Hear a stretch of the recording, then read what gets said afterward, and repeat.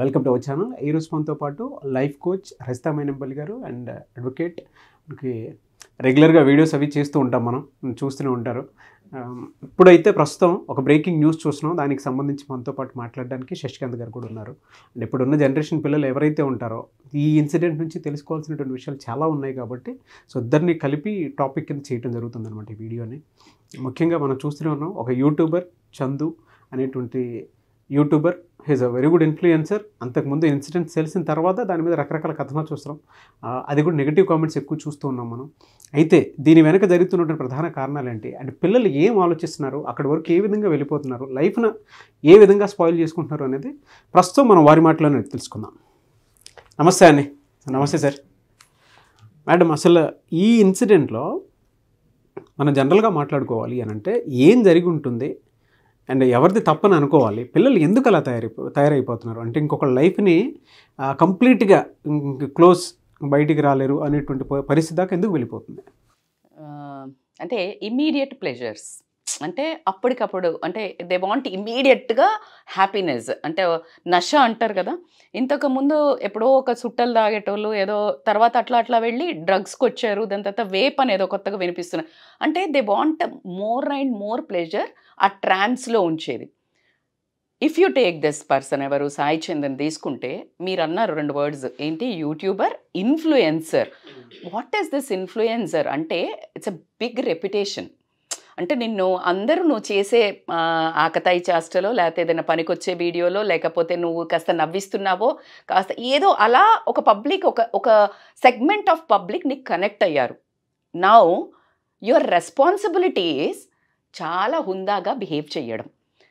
ఆ అబ్బాయిని అంత ఆకట్టుకున్నాడు ప్రజలను అన్నప్పుడు నీకు ఎంత రెస్పాన్సిబిలిటీ ఉంది? నీ అందానికో నీ ఫాలోయింగ్కో ఖచ్చితంగా అమ్మాయిల్ని పడేయడం అనేది ఇట్స్ ఏ కేక్ వాక్. ఎందుకు అంటే తన స్టేటస్ని. కానీ నాకు ఇప్పుడే ఉషా కూడా ఒక లైన్ చెప్పింది, ఏంటి, పక్కింటి కుర్రోడ్లా ఉంటాడు మేడం అని. అంటే నీకు అది చాలా అద్భుతమైన అవార్డు. అంటే పెద్ద పెద్ద హీరోలకు కూడా అవార్డు ఉండదు. అంటే పక్కింటి కుర్రోడు ఫీల్ ఇచ్చావు అంటే, వెబ్ సిరీస్లో హిట్ అయ్యావు అంటే నీకు బాధ్యత, నువ్వు ఇంకా సక్సెస్కి చాలా కొంతమందికి వస్తుంది. ఆ దారిలో గోల్ ఓరియంటెడ్గా ప్రవర్తించకుండా అమ్మాయిలను, అంటే ఎంతమంది ఈజీగా అట్రాక్ట్ అవుతారు అమ్మాయిలు, ఎంత అందంగా ఉన్నాడు కదా అని. అంటే ఆ అమ్మాయిలను ఇంకా వాడుకోవడము అనేది అబ్బాయికి అలవాటు అయినట్టు మనకు కనిపిస్తుంది. చీటింగ్ వచ్చింది అంటే నీకు ఇంకొకళ్ళు నచ్చారు. ప్రేమ అంటే ఈ అమ్మాయిని వదలకపోయేవాడు. సో ఇక్కడ యాంగిల్లో నేను మాట్లాడదలుచుకున్నది, ఖచ్చితంగా అమ్మాయిలకు కోపం వస్తుంది, కానీ తల్లిదండ్రులకు భలే సంతోషం వేసేది. సొసైటీకి చాలా అవసరమైన వాట ఏంటి అంటే, నేను అంటున్నాను, ఆ అబ్బాయి మోసం చేశాడు అంటే నువ్వు మోసం ఎందుకు పోయావు? మోసం పోయినా అని ఆమె ఒంతెత్తి అరుస్తుంది. ఆ అమ్మాయి ఎవరైతే ప్రేమించింది అని చెప్పిందో, నన్ను ప్రేమించాడు, నన్ను చీట్ చేశాడు, పెళ్లి చేసుకుంటా అన్నాడు, నేను ఆల్రెడీ నన్ను రేప్ చేశాడు. ఆ రేప్ పదం నేను షాక్ అయ్యింది ఏంటంటే, ఆ అమ్మాయి కన్సెంట్ లేకుండా ఏమైనా చేశాడా అని అనుకున్నాను. కానీ లీగల్గా చూస్తే ఏమంటున్నారంట అంటే, రేప్ అంటే ఈ ఫిజికల్గా పెళ్లి చేసుకోకుండా చీటింగ్ చేసి ఫిజికల్గా ప్లెజర్స్ పొంది ఉంటే దాన్ని రేప్ కింద కన్సిడర్ చేస్తారు, సమ్ సెక్షన్స్ ఉన్నాయి అని అన్నారు. అది మన సార్ మాట్లాడతారు. కమింగ్ టు ద పాయింట్, నేనేమంటున్నాను అంటే, పెళ్ళి తర్వాత జరిగే ఏదైతే ఒక బ్యూటిఫుల్ పెద్దవాళ్ళ ఆమోదంతో, ఆశీర్వాదంతో, ఒక తంతులాగా దానికి ఒక ముహూర్తం చేసే ఒక వండర్ఫుల్ ఒక ప్రక్రియని నువ్వు పెళ్ళికి ముందు ఒక అబ్బాయితో వెళ్ళిపోయావంటే అప్పుడు ఎవరిని అడిగి వెళ్ళావు? అప్పుడు ఈ స్టేట్మెంట్లు ఏవి? నీ తల్లిదండ్రికి చెప్పి వెళ్ళావా? సొసైటీలో ఇంకెవరితో అయినా మాట్లాడి వెళ్ళావా?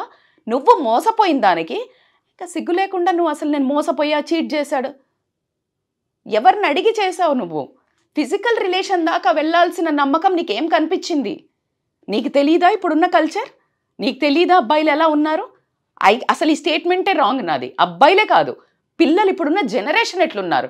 Who is next?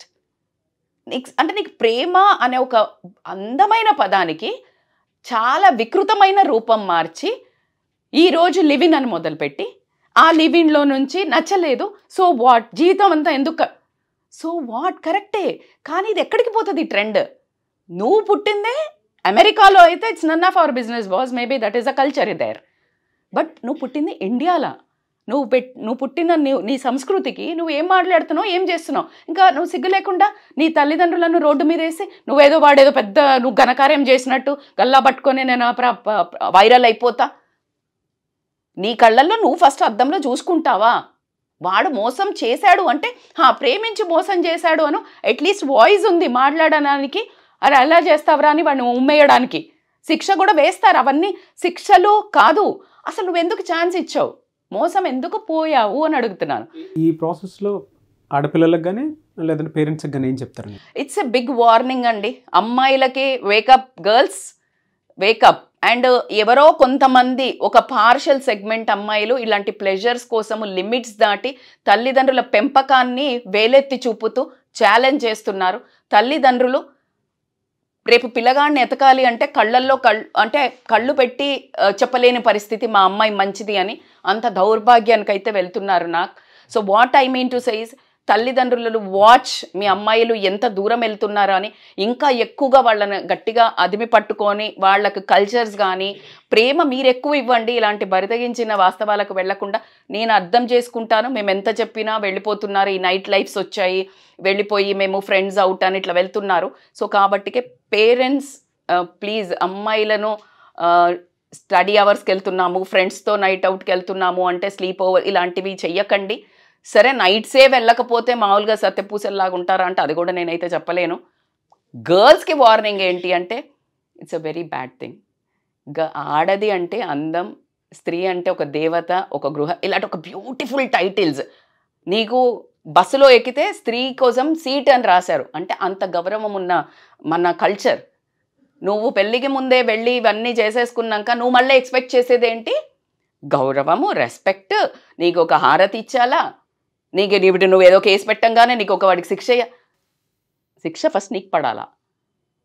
సో అబ్బాయిలు వణుకుతున్నారు, మంచి అబ్బాయిలు. దట్స్ వై నెవర్ అంటే జనరలైజ్గా మాట్లాడవద్దు. నాకు అమ్మాయిలే మంచోళ్ళు, అమ్మాయిలను మోసం చేస్తారు, అబ్బాయిలు చెడ్డోళ్ళు, లేకపోతే అబ్బాయిలు no, it is purely in the characters. నేనేమంటున్నాను అంటే అబ్బాయిలు ఎంత భయపడుతున్నారు. షీ టీమ్స్ అని పెట్టారు, వీళ్ళే మోసం చేసి కూడా వీళ్ళే కేసు పెడుతున్నారు. అంటే మొగుడిని కొట్టి మొరమొర అన్నట్టు వీళ్ళే ట్రాప్ చేస్తారు. దాని తర్వాత అది చాలా అవుతున్నాయి అందరూ. సో కాబట్టిగా అమ్మాయిలకి చెప్పేది ఏంటంటే మీ వల్ల వేరే అమ్మాయిలకి కూడా చెడ్డ పేరు రావడం జరుగుతుంది. అందులో బంగారు తల్లులు కూడా మంచి పిల్లల అమ్మాయిలు కూడా ఉంటారు.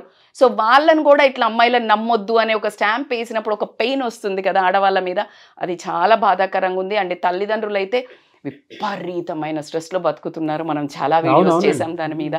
సో కాబట్టికే అట్లా అసహ్యకరమైన బిహేవియర్ తోటి రేపు పొద్దున మీరు పెళ్ళైన తర్వాత కానీ పెళ్ళికి ముందు కానీ ఇలాంటి సంఘటనలో పాల్పడి మోసపోయి అమ్మాయి బయట చెప్పింది, మోసపోయి బయటకు రాకుండా డిప్రెషన్లోకి వెళ్ళిన అమ్మాయిలు ఉన్నారు, సూసైడ్లు చేసుకున్న అమ్మాయిలు ఉన్నారు, ఇంకొకళ్ళు అయితే next change who is the next అని బయటికి వెళ్ళిన వాళ్ళు ఉన్నారు. కాబట్టి అలా కల్చర్ని పోగొట్టుకోకండి. ఊరికే ప్రేమ అని నమ్మించి వెళ్తే గనక ట్రాప్లో పడతారు, మీరే మోసపోతారు. కాబట్టి don't go into physical relations, emotional బాండింగ్కి వెళ్ళకండి. Love, respect that love. ప్రేమ అనేది చాలా అందమైన పదం, దాన్ని అంతటితోటే ఉంచండి. సో మీరు చెప్పినట్టుగానే రచిత గారు, గర్ల్స్ వైపు కనుక ఆలోచిస్తే ఇవాళ రేపు ఎప్పుడైతే ఒక లవ్ ఒక అటువైపు ఉంటూ ఉంటారో ఫిజికల్ వైపు ఎక్కువగా అటువైపు వెళ్తూనే ఉన్నారు. ఎన్ని జరిగినప్పటికీ ఎన్ని మాట్లాడినప్పటికీ కూడా చాలామంది అమ్మాయిలు వీటి బారిన పడుతూనే ఉన్నారు. లీగల్ వైపు మనం ఆలోచిస్తే సార్ ఏ విధంగా చూడొచ్చు అంటారు ఈ కేసుని? చందు సాయికి ఎటువంటి శిక్ష పడే అవకాశం ఉంటుంది అంటారు? అండ్ ఆడపిల్లలకు కూడా చట్టం ఏం చెప్తుంది అంటారు? ఇప్పుడు లీగల్గా మాట్లాడితే డెఫినెట్లీ ఇందులో పడిన సెక్షన్స్ పెద్ద సెక్షన్స్ పడ్డాయి. 376(2) పడింది. అట్రాసిటీ కేస్ సెక్షన్ 3(1), సెక్షన్ 3(2) పడింది. చీటింగ్ కేస్ సెక్షన్ 420 పడింది. ఇవన్నీ కూడా ఇండియన్ పీనల్ కోడ్ కిందకి వస్తాయి పరిధిలో. ఇండియన్ పీనల్ కోడ్ అంటే ఐపీసీ అన్నీ కూడా పనిషబుల్ క్రైమ్స్. బేసిక్గా సిపిసి అంటే వేరు, ఐపీసీ అంటే వేరు.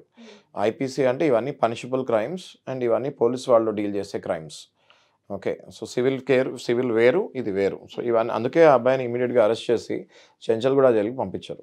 ఓకే, ఇక్కడ ఈ అబ్బాయి చేసిన ఒక తప్పు ఏంటి అంటే మ్యూచువల్ కన్సెంట్ అన్న ముసుగులో మళ్ళీ ఫిజికల్ రిలేషన్కి ఆ అమ్మాయితోటి దిగాడు. ఓకే, ఇలాంటి అబ్బాయిలు సహజంగా ఒకరితో కాకుండా 3-4తోటి అఫైర్స్ నడుపుతూ ఉంటారు. ఎప్పుడైతే పెళ్ళి అన్న పదం అమ్మాయి తీస్తుందో అప్పుడు ఆ అమ్మాయిని ఎలా వదిలించుకోవాలా అని తీసి ఈ కేసులో ఆ అబ్బాయి వదిలించుకోవడానికి ఒక ట్రిక్ వాడాడు. ఆ ట్రిక్ ఏంటి అంటే 3 కోట్లు కట్నం కావాలి అన్నాడు. 3 కోట్లు కట్నం కావాలి అనగానే ఆ అమ్మాయి కూడా ట్రిక్ వాడింది, నన్ను రేప్ చేస్తాడు అని. ఓకే, సో ఇవన్నీ ట్రిక్సే అండి బేసిక్గా. మ్యూచువల్ కన్సెంట్ అన్నది రేప్ కిందకి ఎట్లా కన్వర్ట్ అవుతుంది అంటే, ఒక అబ్బాయి ఏదైనా హామీ, ఏదైనా ప్రామిస్ చేసి ఫిజికల్ రిలేషన్లోకి దిగి ఆ తర్వాత ఆ ప్రామిస్ని బ్రేక్ చేసినప్పుడు సెక్షన్ 90 అని ఐపీసీ ఇండియన్ పీనల్ కోడ్ ప్రకారం సెక్షన్ 90 అని ఒకటి ఉంది. అదేం చెప్తుంది ఆ సెక్షన్ అంటే, మ్యూచువల్ కాన్సెప్ట్ విత్ మిస్కన్సెప్షన్ అంటే మోసం చేసి ఇలా ఫిజికల్లోకి దిగితే మాత్రం ఆ మ్యూచువల్ కన్సెంట్ అన్న పదం ఎగిరిపోయి అది సెక్షన్కి అట్రాక్ట్ అవుతుంది, రేప్ సెక్షన్కి. ఇందులో అలాగే 375 అన్నది రేప్ డెఫినేషన్ చెప్తుంది. 376(2) అంటే ఏంటి? 376(2) అంటే ఇది రేప్ మళ్ళీ రిపీటెడ్ రేప్. ఒకసారి రేప్ కాదు, రిపీటెడ్ రేప్స్ అసలు మనం వింటామా? అసలు నార్మల్గా రేప్ అంటే రిపీటెడ్ ఉంటాయా? ఉండవు. రేప్ అంటే ఏంటి? అందరికీ మనకు తెలిసింది ఏంటి? సామాన్య ప్రజలకు రేప్ అంటే ఒకసారి వద్దనుకుంటారు, అది రేప్ అంటారు. కానీ చట్ట ప్రకారం ఇది రిపీటెడ్ రేప్. ఎందుకంటే మ్యూచువల్ కన్సెంట్లో ఉన్నప్పుడు వీళ్ళు ఫిజికల్గా మళ్ళీ కలిసారు కాబట్టి ఆ అమ్మాయికి అది రిపీటెడ్ రేప్ కిందకు వస్తుంది. అంటే ఫిజికల్గా కలిసినప్పుడల్లా ఆ అబ్బాయి ఏ మాట మోసం చెప్పి దిగినట్టు. So it's a repeated rape. It is a 10 years imprisonment case. 10 years. ఇట్స్ 10 years imprisonment కేస్. దీంతో పాటు atrocity section 3(1) and section 3(2). It denotes the clear-cut, shockingly cruelty and inhuman towards the SC/ST. Okay, so ఇది section 1989లో pass అవుతాం జరిగింది. బడుగు వర్గాల వాళ్ళని protect చేస్తానికి. ఇంకా ఈ జనరేషన్లో కూడా కులాల పేరు పెట్టి తిడుతున్నారంటే అది అసలు చాలా అగౌరవం పరుస్తమే. అది దీనికి ఇంకా పనిష్మెంట్ పెంచాలని మాలాంటి వాళ్ళు కోరుకుంటున్నాము. ఎందుకంటే సమాజంలో మనం ఎంతోమంది ఫ్రెండ్స్ తోటి కలిసి తిరుగుతున్నాం. ఇవాళ మీరు ఏ క్యాస్ట్ అని అడిగే పరిస్థితిలో కూడా లేము. మనకు నచ్చారు అంటే మనం ఒకటే ప్లేట్లో తింటున్నాము, ఒకటే బాటిల్లో నీళ్ళు తాగుతున్నాము, రైట్? సో ఈ సమాజంలో కూడా ఇంకా కులం పేరు పెట్టి తిట్టాడంటే ఆ అబ్బాయికి అట్రాసిటీ కేసు 100% అప్లికబుల్ అవుతుంది. అది అప్ టు 5 years ఉంటుంది. Next section 420 cheating. ఈ చీటింగ్ ఏంటి? రేప్ కేసులో చీటింగ్ ఏంటి అనుకోవచ్చు. ఎప్పుడైతే అమ్మాయిని పెళ్లి చేసుకుంటా అని చెప్పి ఈ అబ్బాయి ఫిజికల్లోకి దిగి ఆ తర్వాత 3 కోట్లు కట్నం అడిగాడో అప్పుడు అది చీటింగే కదా. సో సెక్షన్ 420 కింద చీటింగ్ కేసు అప్లికబుల్ అయింది.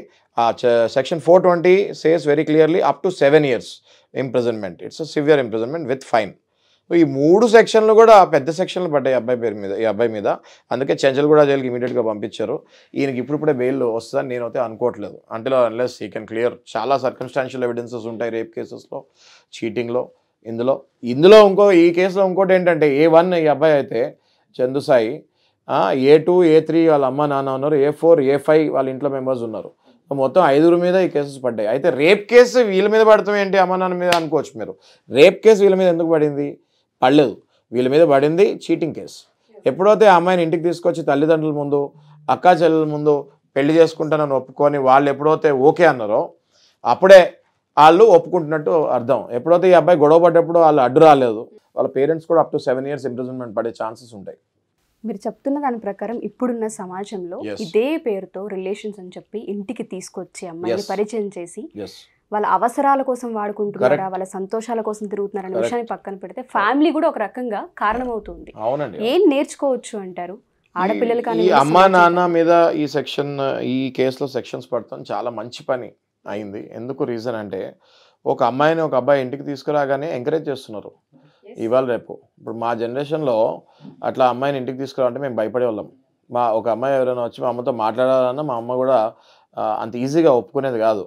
సో ఇప్పుడు అమ్మాయిని ఇంటికి తీసుకొచ్చి కావాలంటే అమ్మాయిని స్టడీ పేరు మీద ఒకటే రూమ్లో ఇద్దరు టైం కూడా స్పెండ్ చేస్తున్నారు. అది తెలిసి కూడా పేరెంట్స్ శుభ్రంగా అలో చేస్తున్నారు. ఇది చాలా ఘోరాతి ఘోరం. ఇట్లా జరుగుతాం వల్ల ఇలాంటి అనర్థాలు జరుగుతాయి. ఇలాంటి అనర్థాలు జరుగుతాం వల్ల ఇలాంటి కేసులు పడతాయి. ఇలాంటి కేసులు పడటం వల్ల చెంచల్గూడ జైలుకి వెళ్ళాల్సి వస్తుంది. ఏదేమైనా ఇటువంటి కేసులలో చూసుకుంటే ఆడపిల్లలు, ఫ్యామిలీ, కుటుంబాలు రోడ్డున పడుతున్నాయి. అవునండి. ఎంత ఫ్రీడమ్ ఎక్కువైందో అంతే విచ్చలవిడితనం కూడా పెరిగిపోయింది. ఇప్పుడు మనము వీఆర్ ఇన్ ఇండియా అండి. వీఆర్ నాట్ ఇన్, మేడం చెప్పినట్టు we are not in America or any other western countries where live in relations కానీ ఇవన్నీ కామన్గా. మనం ఎంత మారాలి అనుకుంటే మీరు టెక్నాలజీలో మారండి, మీరు ఎకనామికల్గా మారండి, మీరు వాళ్ళ తెలివితేటల మీద అధికంగా వెళ్తానికి మారండి. కానీ వాళ్ళ ట్రెడిషనల్స్ని మీరు ఎప్పుడైతే ఇక్కడ ఇంప్లిమెంట్ చేస్తున్నారో ఇట్లాంటివి పడుతున్నాయి. ఎనీవేస్ ఏ విధంగా ఉంటుందో చూద్దామండి. Yes. థ్యాంక్ యూ అండి. థ్యాంక్ యూ సో మచ్ రిస్తా గారు. Thank you so much Yashwant గారు. Thank you.